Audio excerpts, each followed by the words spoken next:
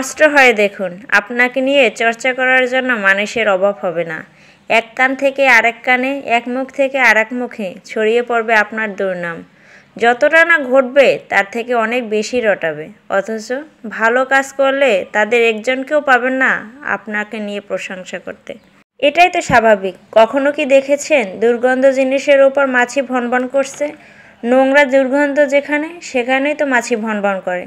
ঠিকই তো, যে যেটা খেতে বেশি ভালোবাসে সে তো সেটাই খাবে, তাই না?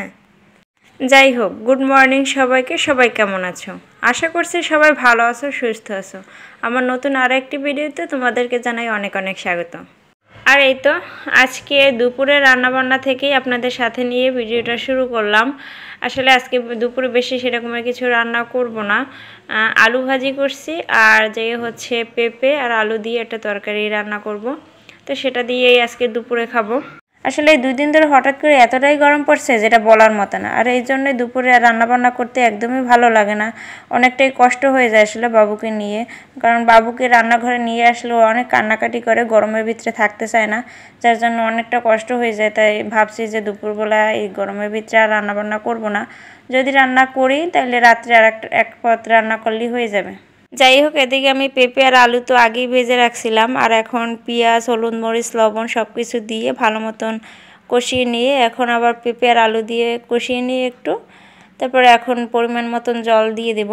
আসলে পেঁপের তরকারিটা আমি আগে এতটা পছন্দ করতাম না, তো একদিন হচ্ছে যে দিয়া পেঁয়াজ বাটা, তারপরে পেঁয়াজ, রসুন, আদা সব কিছু বেটে একেবারে মাংসের মতন কষিয়ে তারপরে রান্না করছিলাম, বেশ ভালোই লাগছিল। তো আজকে সেরকমের রান্না করি নাই, শুধু পেঁয়াজ কুচি দিয়ে তারপরে কষিয়ে নিয়ে রান্নাটা করলাম। তো আজকেরও ভালোই লাগছিল।